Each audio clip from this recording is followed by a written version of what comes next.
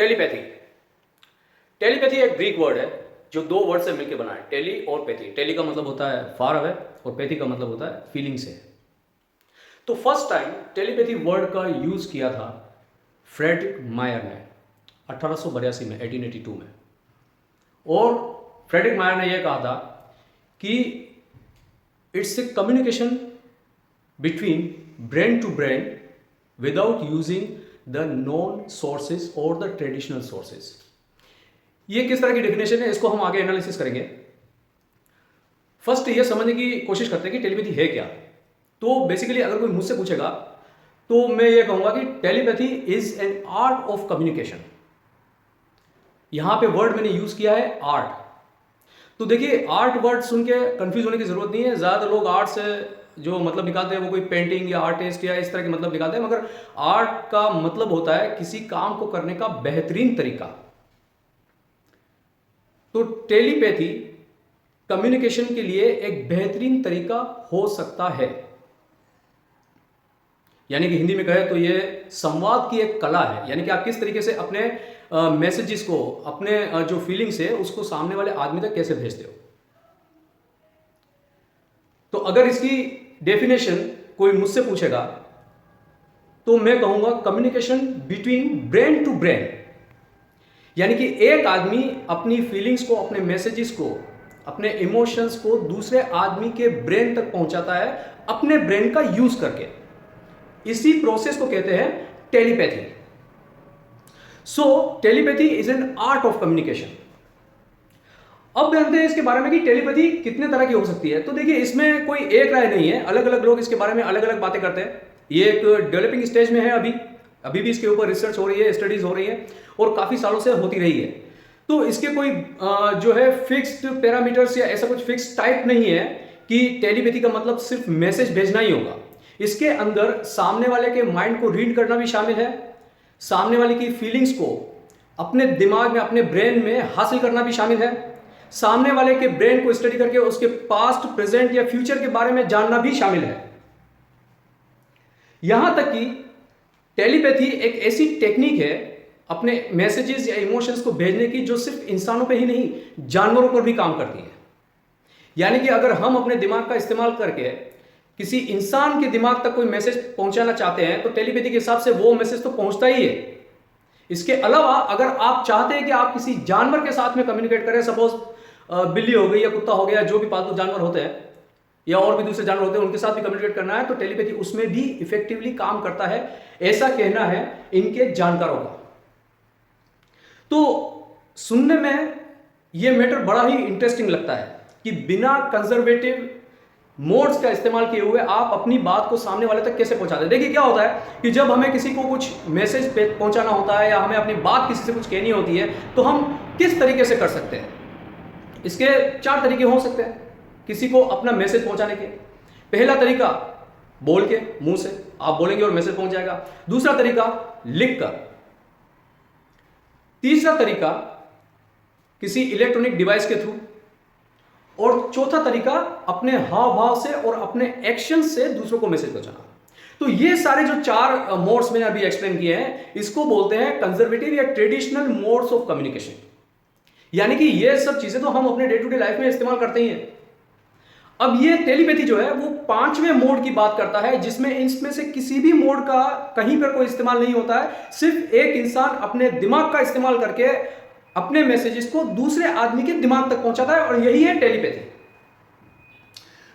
कुछ लोग इसको, टेलीपैथी के कॉन्सेप्ट को एक्सेप्ट नहीं करते। कुछ का कहना है कि ये एक मैजिक है, कोई कहता है कि ये एक पैरानॉर्मल एक्टिविटीज के जैसा है, कोई कहता है ये फेक है, ये कॉन्सेप्ट ही नहीं है बिकॉज इसका कुछ साइंटिफिक एविडेंस नहीं है, और कोई ये कहता है कि it's a sign of mental disorder. तो जिस तरीके से हमने अपने पिछले वीडियो में लॉ ऑफ अट्रैक्शन के बारे में बात की थी कि लॉ ऑफ अट्रैक्शन खुद ये क्लेम करता है कि वो क्वांटम साइंस के प्रिंसिपल्स को फॉलो करता है, उसी तरीके से उससे मिलता जुलता सब्जेक्ट है टेलीपैथी। इसके अंदर भी कोई ट्रेल्स या ट्रेसेस नहीं है, मतलब आपके पास कोई फिजिकल एविडेंस नहीं आता है कि वाकई में ऐसा कुछ होता है क्या। इसलिए काफी लोग इस कॉन्सेप्ट को बिलीव नहीं करते, इसको मानते नहीं है। मगर जो क्वांटम फिजिक्स में या क्वांटम साइंस में बिलीव करते हैं, उन सब साइंटिस्ट या हिस्टोरियन या स्कॉलर्स या जो ऑथर्स हैं, उनका कहना यह है कि ये रियल है, ये फैक्ट है। अब हम इसके बारे में आगे बात करेंगे और खुद ही अपने आप को इस चीज को जो है प्रोसेस करके समझ के ये जानने की कोशिश करेंगे कि कॉन्सेप्ट जो है टेलीपैथी का वो सच है या झूठ है। तो यहां पर जो बात हो रही है वो बात ये हो रही है कि एक आदमी अपने दिमाग का इस्तेमाल करके कैसे मैसेजेस को दूसरे आदमी के दिमाग तक पहुंचाता है। अब यहां पे आप कंफ्यूज ना हो, इसलिए मैं एक बात क्लियर कर दूं कि टेलीपैथी हिप्नोटाइजेशन नहीं है। हिप्नोटाइजेशन एक अलग चीज होती है। हिप्नोटाइज करने का मतलब यह है कि आपके सामने कोई आदमी बैठा होता है, आप उसको हिप्नोटाइज करते हैं और आप इसको जो इंस्ट्रक्शन देते हो वो इंस्ट्रक्शन को मानता है, यानी कि आप जैसा जैसा बोलते जाओगे वो वैसा वैसा करता जाएगा। डॉक्टर्स भी इस थेरेपी को समटाइम्स यूज करते हैं हिप्नोटाइज को, मगर यहां पर सिचुएशन डिफरेंट है। ये हिप्नोटाइज से बिल्कुल अलग है। यहां पर आप अपने मैसेजेस भेजते हैं सामने वाले आदमी के दिमाग में और उसको ये रिक्वेस्ट करते हैं कि भाई अगर आपको कुछ काम करना है या आपको उससे मिलना है या कोई बात करनी है तो आप उसको जो दिमाग को है ये मैसेज पहुंचाते हैं कि मैं तुमसे मिलना चाहता हूं, लाइक दिस। मगर मेजर डिफरेंस क्या है इसमें और हिप्नोटाइजेशन में कि इस केस में, टेलीपैथी के केस में, वो सामने वाले आदमी की मर्जी पे डिपेंड करता है कि वो आपसे मिले या ना मिले, डिस्पाइट ऑफ दैट कि आपका मैसेज उस तक पहुंचा या नहीं पहुंचा। यानी कि मैसेज पहुंच भी जाए तो ये उसकी मर्जी के ऊपर है कि वो काम करे या ना करे, जो काम करने के लिए आप उससे बोल रहे हो। तो ये हिप्नोटाइजेशन नहीं है, उससे बिल्कुल ही डिफरेंट है। अब हम बात करते हैं कि टॉपिक जो है बड़ा इंटरेस्टिंग है, थोड़ा सस्पिशियस भी है। तो ये जानते हैं कि आखिर ये टेलीपैथी काम कैसे करता है। अब इसके प्रोसेस को अंडरस्टैंड करने की कोशिश करते हैं कि ये किस तरीके से काम करता है। ये कैसे मुमकिन है कि एक आदमी अपने ब्रेन का इस्तेमाल करके अपने मैसेजेस को दूसरे आदमी के ब्रेन तक पहुंचाए। तो देखिए, इसको समझने के लिए, इसकी जो कार्य प्रणाली है, इसका जो प्रोसेस है, इसको समझने के लिए हम सहारा लेते हैं मोबाइल फोन्स का। देखिए, मोबाइल फोन्स भी ऐसा है, इंडिपेंडेंट इंस्ट्रूमेंट है। जब आप किसी से बात करते, कुछ करते, तो वो किसी चीज से फिजिकली कनेक्टेड नहीं होता, इंडिपेंडेंट रहता है, राइट। मगर दोनों मोबाइल फोन एक ही नेटवर्क के साथ कनेक्टेड रहते हैं, जो हमें दिखाई नहीं देता। अब आते हैं टेलीपैथी के ऊपर। टेलीपैथी में भी दोनों पर्सन इंडिपेंडेंट होते हैं, वो किसी से भी कनेक्टेड नहीं होते। मगर साइंटिस्ट के हिसाब से हमारे ब्रेन के इर्द गिर्द चारों तरफ एक मैग्नेटिक फील्ड है। वो magnetic field full of energy है, एक खास किस्म की एनर्जी जो इस पूरे यूनिवर्स को जोड़ के रखती है, और उसी एनर्जी के थ्रू हर आदमी के दिमाग भी कनेक्टेड रहते हैं। मगर जिस तरीके से मोबाइल फोन इस्तेमाल करने के लिए अगर आपको किसी से बात करनी है तो उसको कॉल तो करना पड़ेगा, बिना कॉल की तो बात नहीं होगी। तो बात तब होगी जब आप उसको कॉल करेंगे। उसी तरीके से टेलीपैथी के अंदर भी मैसेजेस आपको सेंड करना होगा। आप मैसेज सेंड करेंगे तब जाके सामने वाले को मिलेगा, फिर उसका करना ना करना सामने वाले की इच्छा पे डिपेंड करता है। तो ये एक बहुत ही आसान सा मैंने एक्सप्लेनेशन दिया, बहुत ही आसान तरीके से, आसान सी लैंग्वेज में इसको समझाने की कोशिश की कि किस तरीके से टेलीपैथी, क्या सिमिलरिटीज है एक टेलीपैथी फंक्शनलिटी में और एक मोबाइल नेटवर्किंग में। ठीक है, तो इस तरीके से टेलीपैथी का मैसेज जो है वो सामने वाले आदमी के ब्रेन में भेजा जाता है। अब सवाल ये आता है कि मोबाइल में तो ठीक है, नेटवर्क से कनेक्टेड है, आपके हाथ में इंस्ट्रूमेंट है, आपको पता है कि कॉल कैसे लगाना है। यहां पर सबसे बड़ा सवाल यही है, और यहीं पे ज्यादातर लोगों का ऑब्जेक्शन आता है, जो लोग इस चीज में बिलीव नहीं करते कि मोबाइल में तो इजीली कॉल लग जाएगा। आप ब्रेन के थ्रू मैसेज आखिर भेजेंगे कैसे, मतलब क्या तरीका होगा इसको मैसेज भेजने का। तो समराइज्ड फॉर्म में इसको ज्यादा ना उलझाते हुए, कॉम्प्लिकेटेड नहीं करते हुए, इजी वे में अगर समझाए तो ये काम है पूरा एनर्जी से रिलेटेड। इसका जो टेलीपैथी का जो बेसिक कॉन्सेप्ट है वो पूरा डिपेंडेंट है एनर्जी के ऊपर। वो एनर्जी जो पूरे यूनिवर्स में मौजूद है, और यूनिवर्स से जुड़ी हुई हर चीज उस एनर्जी के साथ कनेक्टेड है बाय डिफॉल्ट। तो ये पूरा गेम जो है वो एनर्जी का है। तो यहां पे जो टेलीपैथी के बारे में बात करते हैं, जो इसके कॉन्सेप्ट को फॉलो करते हैं, जो भी साइंटिस्ट है, हिस्टोरियन है, ऑथर है या स्कॉलर्स है, जो भी है, तो वो लोग, उन लोगों का कहना यह है कि इसको करने की टेक्निक यह है कि आप अपने अंदर की एनर्जी, जो कि बाहर की एनर्जी के साथ में सिंक्ड है, उस एनर्जी का इस्तेमाल करेंगे, अपने मैसेज को अपने दिमाग में ड्राफ्ट करेंगे और फुल फोर्स के साथ वो मैसेज उस एनर्जी के थ्रू सामने वाले के ब्रेन में भेजेंगे। ठीक है, तो जो लोग इसके जानकार है वो इसको करने का तरीका ऐसा बताते हैं। अच्छा, अब सवाल ये आता है कि चलो ठीक है, अगर मान लो आदमी जो है सामने सामने बैठा, जैसे काफ़ी सारे एक्सपेरिमेंट ऐसा हुआ है कि जो अमेरिका में है या दूसरी डेवलप कंट्री में, इसके ऊपर काफ़ी एक्सपेरिमेंट्स पहले हो चुके हैं। तो जिसमें आदमी को सामने बिठाया जाता है या थोड़ी दूरी पे, थोड़े डिस्टेंस पे, दूसरे कमरे में या दूसरे हॉल में, इस तरीके से बिठा के टेलीपैथी को एक्सपेरिमेंट किया जाता है। बट जो इस ओरिजिनल कॉन्सेप्ट है टेलीपैथी का, उसके अंदर ये क्लियरली मेंशन किया हुआ है कि इस बात से कोई फर्क नहीं पड़ता कि आप जिस आदमी को मैसेज पहुंचाना चाहते हैं वो आपके नजदीक है या वो आपसे दूर है, चाहे आपसे 7 समंदर दूर हो, चाहे आप इंडिया में बैठे हो और आपका एक फ्रेंड सपोज यूएस में है या यूके में है, तो आप उसे भी टेलीपैथी के थ्रू मैसेज पहुंचा सकते हैं। दूसरा सवाल यह उठता है कि सामने वाले को यह कैसे पता चलेगा कि उसको कोई मैसेज मिल रहा है। तो देखिए, क्योंकि मैंने पहले भी कहा है, यह पूरा गेम एनर्जी का है, यानी कि इसमें काफी सारी चीजें ऐसी है लॉ ऑफ अट्रैक्शन की तरह कि जहां पर आप उसको फिजिकली किसी सब्सटेंस को आप ट्रैक नहीं कर सकते, मतलब आप ये पकड़ नहीं सकते, जान नहीं सकते कि इस बात का क्या सबूत है कि मैसेज मैंने भेजा और इस बात का क्या सबूत है कि मैसेज उसको मिल गया। इस बात के कोई सबूत नहीं होते। बट जो मैसेज भेजने वाला उसको तो ये पता है कि वो भेज रहा है टेलीपैथी का यूज करके, और जो रिसीवर है उसको रिसीवर बोलते हैं जिसको आप मैसेज भेज रहे हैं। तो जो रिसीवर है उसको कैसे पता चलेगा? तो उसको डायरेक्टली थ्रू एनर्जी इस बात की अंडरस्टैंडिंग हो जाएगी, उसको इस बात की फीलिंग हो जाएगी कि सामने वाला मुझे यह कहने की कोशिश कर रहा है। डोंट वरी, मैं यहां पर किसी फेरी टेल के बारे में या कोई फैंटेसी स्टोरी के बारे में बात नहीं कर रहा। आप गूगल जाके रिसर्च कर सकते हैं टेलीपैथी के बारे में। और मेरे ख्याल से जो एंशिएंट टाइम में इंडिया में टेलीपैथी जैसे मिलते जुलते कॉन्सेप्ट के यूज होते थे, ऐसा हम अपनी जो पुरानी बुक्स है उसमें पढ़ते हैं या हमारे बुजुर्गों से सुनते हैं कि हाँ, पुराने टाइम में ऐसा पॉसिबल था। तो फिर सवाल ये होता है कि अब क्यों पॉसिबल नहीं है? क्योंकि इस टेलीपैथी को प्रैक्टिस करने के लिए अल्टीमेट लेवल ऑफ एनर्जी चाहिए आदमी के। फर्स्ट ऑफ ऑल तो आदमी को उस कॉन्सेप्ट की अंडरस्टैंडिंग होनी चाहिए कि टेलीपैथी का मेन बेस क्या है, किस बेसिस पे टेलीपैथी काम करता है।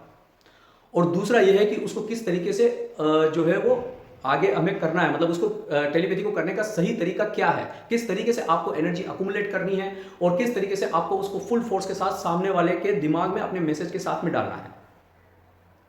तो कुछ एक चीजें हैं जो इसमें भी अनआइडेंटिफाइड है और इसकी कोई ट्रैकिंग नहीं है। अब मेन स्ट्रीम साइंस की अगर बात करें तो मेन स्ट्रीम साइंस बेसिकली जो है वो किसी भी ऐसी चीज को रिकॉग्नाइज नहीं करता या मान्यता नहीं देता है जहां पर उसको फिजिकल सब्सटेंस या प्रूफ नजर नहीं आता।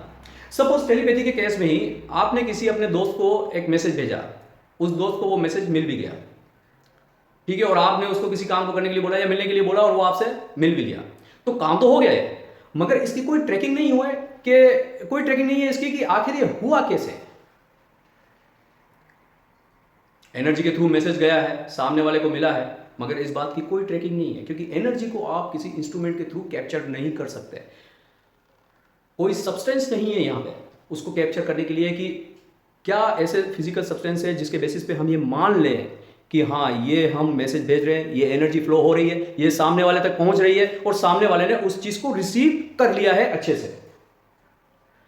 तो ये मेन स्ट्रीम साइंस की एक बात है। अब देखते हैं कि हाल फिलहाल जो इसमें रिसर्च की स्टेज है वो क्या है, क्या स्टेटस है रिसर्च का। तो 1882 में, जैसे कि मैंने पहले बताया था कि मिस्टर फ्रेडरिक ने इसको लॉन्च किया था, सबसे पहले इस वर्ड का यूज किया था और इसको इंट्रोड्यूस किया था कि टेलीपैथी उनके वर्ड्स में यानी कि उनकी अंडरस्टैंडिंग के हिसाब से क्या है। उसके बाद साइंटिस्ट और हिस्टोरियंस जो है इस सब्जेक्ट को लेके बहुत ज़्यादा रिसर्च करने लगे, बहुत ज़्यादा एक्सपेरिमेंट्स हुए और उसमें काफ़ी सारे एक्सपेरिमेंट्स जो है वो फेल हो गए। यानी कि फेल होने से मतलब क्या है कि जैसे 100 एक्सपेरिमेंट हुए तो या तो यह है कि 100 के 100 ही फेल हो गए।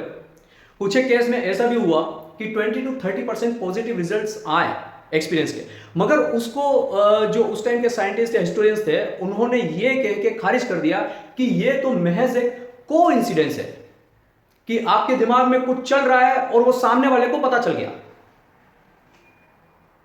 यानी कि यह है कि आप सपोज किसी अपने दोस्त के बारे में सोच रहे हैं, अच्छा सोच रहे हैं, बुरा सोच रहे हैं, जो भी सोच रहे हैं, और उसको यह पता चल जाए कि आप क्या सोच रहे हैं, तो यह बात जो है वो थोड़ी इस पर यकीन करना थोड़ा सा मुश्किल है। मगर जो लोग इसके बारे में बात करते हैं, जिन्होंने कुछ रिसर्च की हुई है, वो कहते हैं कि इसके होने के 100% सबूत है और ऐसा होता है।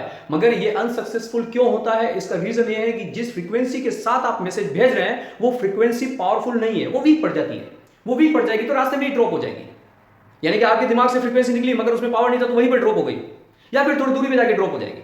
तो सपोज आप इंडिया में बैठे और यूके के अपने दोस्त को मैसेज भेज रहे हैं और फ्रीक्वेंसी अगर बीच में डाउन हो जाती है, वैसे ही जैसे मोबाइल नेटवर्क में होता है, जो एग्जांपल मैंने दिया है मेरे ख्याल से एक परफेक्ट एग्जांपल है टेलीपैथी को समझने के लिए। तो हाल फिलहाल इसके ऊपर स्टडीज हो रही है, रिसर्च हो रही है, टॉपिक बड़ा इंटरेस्टिंग है, हम भी इसको रीड कर रहे हैं, स्टडी कर रहे हैं अभी तक। अगर और भी कुछ इसमें हो सकता है कि कुछ अच्छे डेवलपमेंट्स आए फ्यूचर में, हमें और भी कुछ इसमें जो है जानने में मिले। अब हम आते हैं इस आज के वीडियो के सब्जेक्ट के ऊपर। तो सब्जेक्ट क्या था हमारा आज का वीडियो का, कि टेलीपैथी सच है या झूठ है। तो देखिए समटाइम्स हमारी लाइफ में भी हम इस तरह की सिचुएशन से जो है दो चार होते हैं। कई बार ऐसा होता है कि आप अपने फैमिली के साथ में शॉपिंग करने जाते हैं और एक मतलब कोइंसिडेंस कह सकते हो, अगर आप टेलीपैथी को नहीं मानते हो, और अगर टेलीपैथी को मानते हो तो इसको टेलीपैथी कह सकते हो कि दो जने अगर जा रहे हैं, दो पर्सन अगर जा रहे हैं एक फैमिली से शॉपिंग करने के लिए और दोनों की नजर एक ही चीज पे पड़ती है, एक ही चीज मतलब पसंद आती है दोनों को। यानी कि उस केस में क्या हुआ कि एक आदमी के ब्रेन को, उसकी लाइकिंग को दूसरे आदमी के ब्रेन ने कैच कर लिया। एक छोटा सा एग्जांपल देते, जैसे आप एक जूते की शॉप में गए, दो फ्रेंड्स गए सपोज जूते खरीदने, आप जो रैक लगी हुई है उस रैक से तकरीबन 10 फीट दूर है। आप ये नहीं कह सकते कि यार जो मेरे दोस्त ने देख लिया कि मैं किस जूते की तरफ देख रहा हूं, क्योंकि वो रैक इतनी बड़ी है कि उसमें कम से कम 200-250 पेयर के जूते लगे हुए और आप 10 फीट दूर अगर उससे खड़े हुए हैं तो कोई भी ये नहीं कह सकता है कि अभी आपकी नजर किस जूते के ऊपर है। तो आपने सपोज एक जूता पसंद कर लिया और आपके फ्रेंड ने, मगर आपने बोला कुछ नहीं, हाँ आपने पसंद कर लिया उस जूते को, मगर बस दिल में रखा कि यार ये जूता थोड़ा अच्छा लग रहा है, और उसी वक्त आपके फ्रेंड ने बोला कि यार look at this piece, it's very nice. आप शॉक्ड हो जाते हो, यार ये क्या हुआ, मैं भी यही जूता देख रहा था। तो इस तरह के इंस्टेंसेस काफी ज्यादा होते हैं। तो ये कहना कि बुनियादी तौर पर ये बिल्कुल ही गलत है, हो भी सकता है और नहीं भी हो सकता, मगर हम अपनी डे टू डे लाइफ में इस तरह की चीजें देखते हैं कि जहां हम कुछ मुंह से बोले ही नहीं और दूसरा आदमी हमारे मुंह की बात जो है बोल देता है, और फिर वो इंडिया में कहावत है ना, कहते हैं कि यार आपने मेरे मुंह की बात छीन ली। तो आप इसको कोइंसिडेंस कहेंगे या टेलीपैथी कहेंगे, ये आप रिसर्च कीजिए, स्टडी कीजिए और खुद ही डिसाइड कीजिए कि टेलीपैथी सच है या झूठ है। मेरे हिसाब से ये एक ऐसा सब्जेक्ट तो है जिस पे रिसर्च किया जा सकता है, क्योंकि देखिए दोस्तों ऐसा है कि इंसान के ब्रेन की जो ताकत है, दिमाग की जो ताकत है, उसका अंदाजा लगा पाना नामुमकिन है।